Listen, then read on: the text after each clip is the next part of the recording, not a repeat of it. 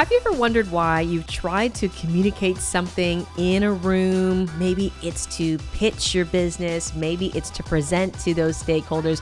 Maybe it's just to convince somebody of your point, and for some reason it falls flat. Today, we're going to be digging into communication techniques, tools, and tips that can make you land your message that much more clearly and get people to pay attention. Listen up.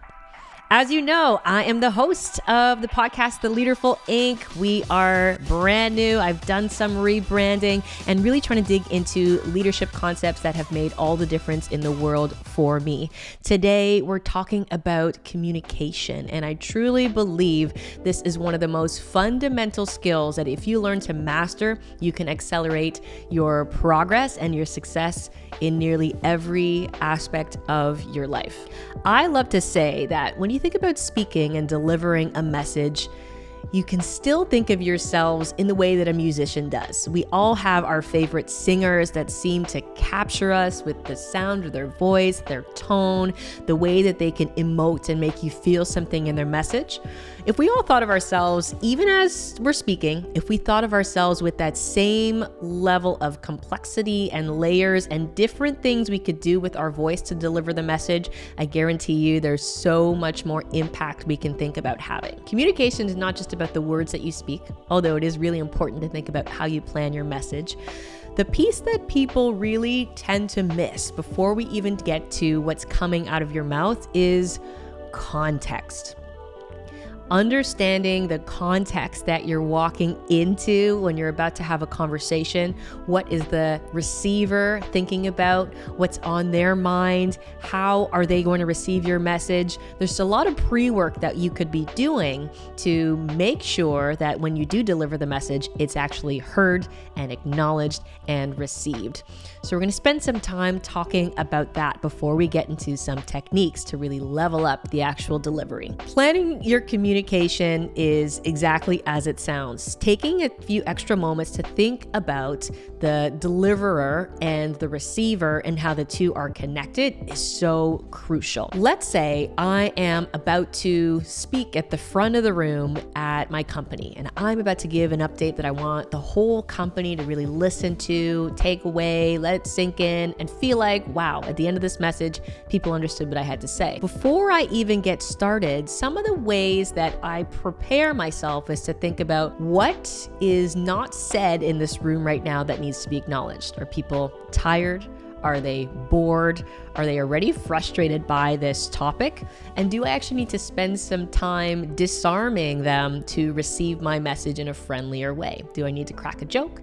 Do I need to warm them up? Do I need to acknowledge the elephant in the room so that they know I'm on their side, on their team, and they're ready to receive and listen carefully to what it is that I have to say? So acknowledging what else is in the room before the message is delivered is something that's really important.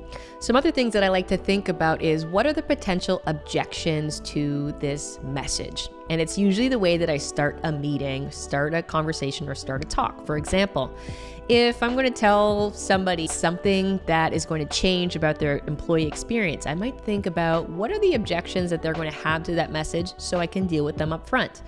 They think what I'm about to tell them is going to make more work. They think what I'm about to tell them is going to decrease the value of something that I've already given them. I've got to address those things up front. Again, get that stuff out of the way so I can get right into my message. A third thing that really helps is taking a moment to appreciate the receiver. So this sounds a little bit odd, but often we walk into conversations already triggered and already assuming we know how the receiver is going to take in that information. We're like, oh, I feel yucky walking into this conversation because they're already pissed, or this person's already frustrated, or this is a really stubborn person that I'm trying to get through to. Taking a moment actually to appreciate the receiver makes you more empathetic in your delivery. For example, I can really appreciate Tom is really stubborn and doesn't often listen to me, but it's also because he's trying to be protective of his team and the people around him and wants the best for them. So appreciating that gives me more empathy in the situation, so I'm ready to have a dialogue even when I get challenged about my points. So we've talked a lot about what we want people to receive, but in the layer of that, how we deliver is what's going to give the impact. What do we want people to think, feel, and do as a result of their interaction with you? It'd be a very different tone of delivery, for example, if I wanted somebody to feel inspired and motivated versus if I wanted somebody to feel like this is a really fun and funny place to work and very casual. I would choose my words very differently. I would choose my tone very differently, and I would even pace it very differently. So thinking about what's the impact you want to leave sets you up to start planning for the delivery. Okay, let's finally get into the delivery then. When you think of your voice, when you think of how you speak, there are so many different elements. Think about this as deep as a canvas and a painter who uses different colors, who uses different tones. Your voice has volume, your voice has color, your voice and delivery has pace.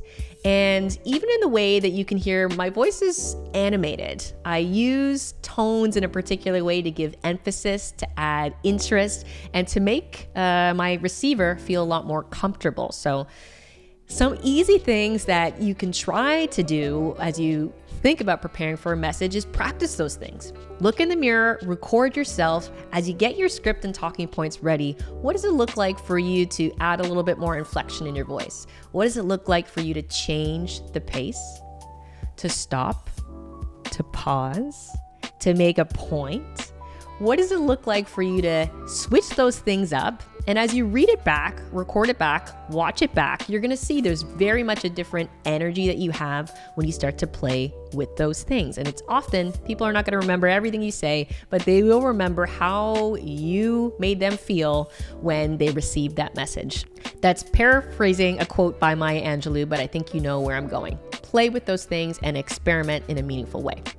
Another lever that we have is body language, especially in the world of video. A lot of us are on Zoom calls, Teams calls, and you don't get to be with somebody in person, but you have to use this little box and screen in front of you to help convey the energy, the impact, and the message that you're trying to deliver. So it goes without saying, these seem like basics, but leaning into the frame and into the camera, sitting with good posture, smiling, using eye contact. Those are all things that subtly either give the listener or the viewer confidence in your message or make them totally tune out and think that you don't really have it together or don't really know what it is that you're talking about.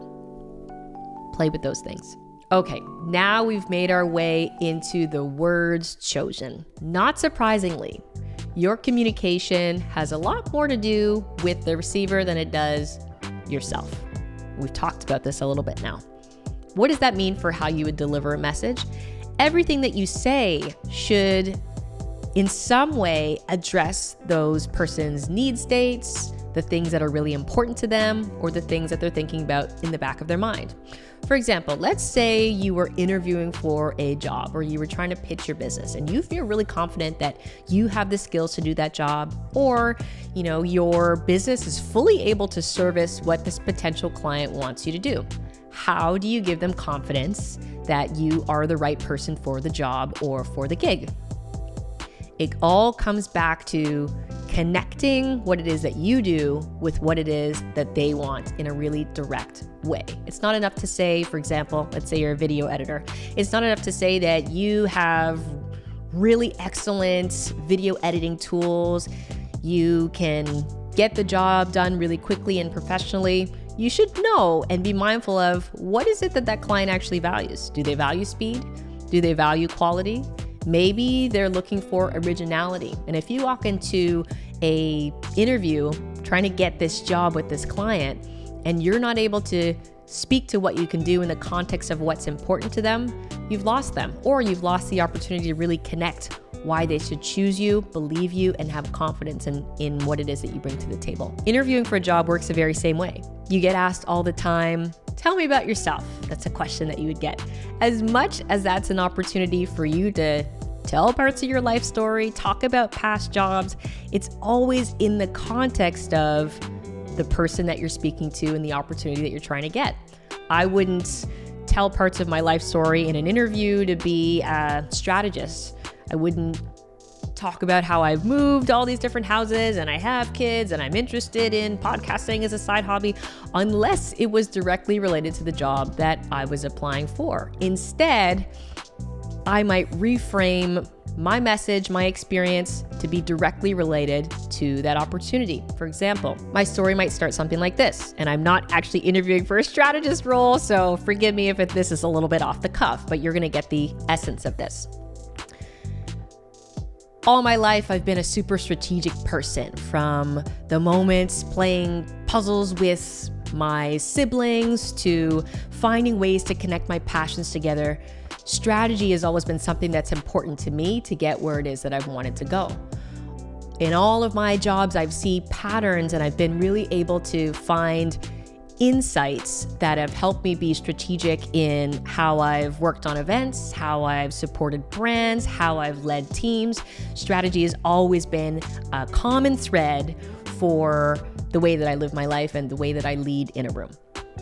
So you can see in that example, again, you're going to want to brush up and practice these, but you can see in that example, I told some very, personal details that maybe mean nothing, but in the context of applying for a strategic role, I was able to reference how strategy is a part of my overall story. So spending time thinking about what they value, what it is that they want in the context of what it is that you need to say and deliver, and finding a way to mesh the two together is going to be so much more effective in making sure your message is heard. Those are my tips for today. Communication is layered, and there's going to be many more different episodes on this particular topic. There will be several episodes on this topic because of all the different layers of communication. We haven't even talked about how do you deal with a difficult conversation where tensions are high and people are feeling really vulnerable, to other moments where you need to be a specific way, more persuasive, more charismatic, or really convince somebody of a point. Negotiation, as an example, is a different scenario where we would think and plan our communication ahead of time. I hope these tips were valuable for you. If you want to see and hear more about this topic, I would love to know that. Please share your feedback and let me know what else is top of mind for you to be more leaderful in the ways that you work, live, and lead at home and otherwise.